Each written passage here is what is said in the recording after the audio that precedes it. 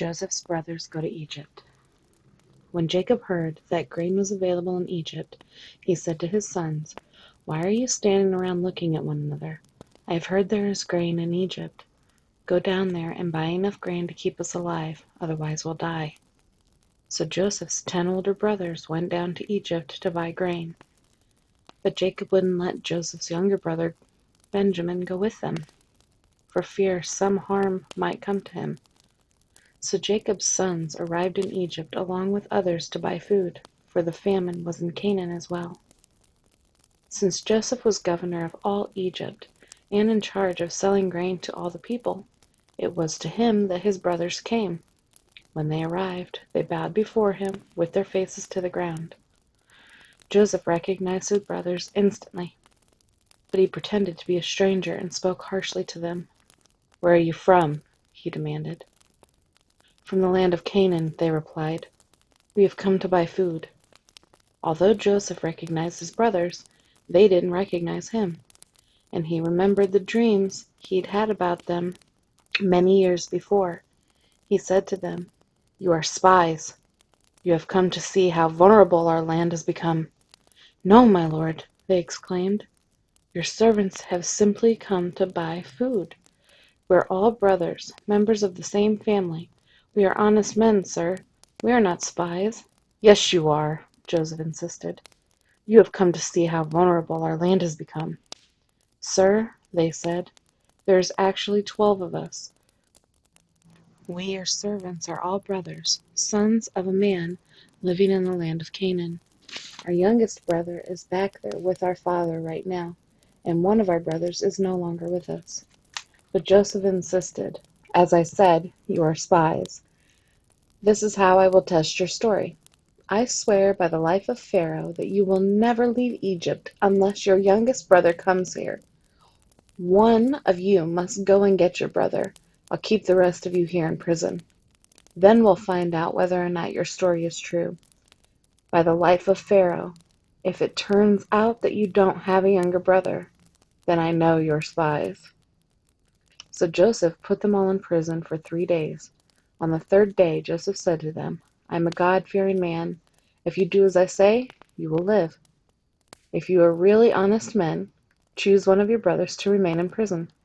The rest of you may go home with grain for your starving families, but you must bring your youngest brother back to me. This will prove that you're telling the truth, and then you will not die." To this they agreed. Speaking among themselves, they said, "Clearly we are being punished because of what we did to Joseph long ago. We saw his anguish when he pleaded for his life, but we wouldn't listen. That's why we're in this trouble." "Didn't I tell you not to sin against the boy?" Reuben asked. "But you wouldn't listen, and now we have to answer for his blood."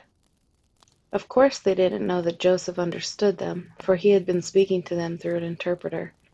Now he turned away from them and began to weep.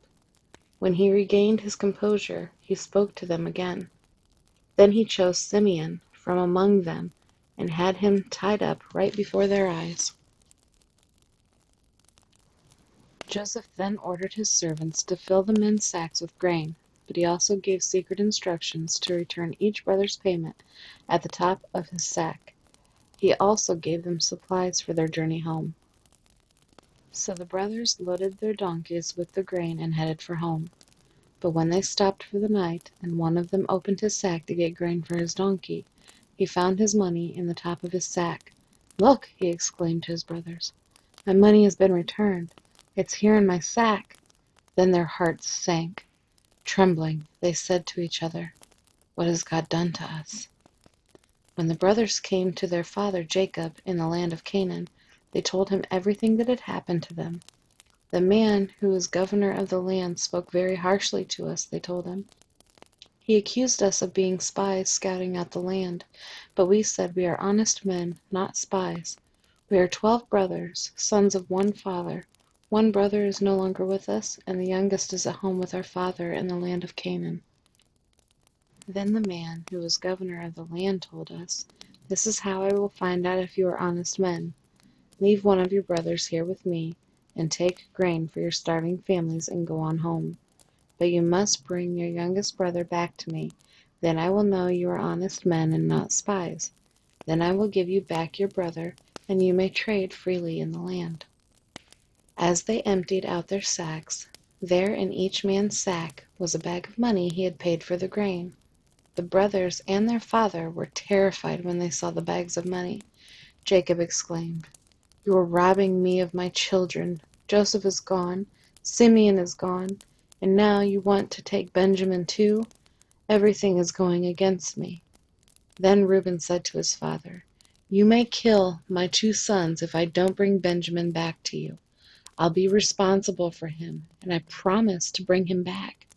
But Jacob replied, "My son will not go down with you. His brother Joseph is dead, and he is all I have left. If anything should happen to him on your journey, you would send this grieving white-haired man to his grave."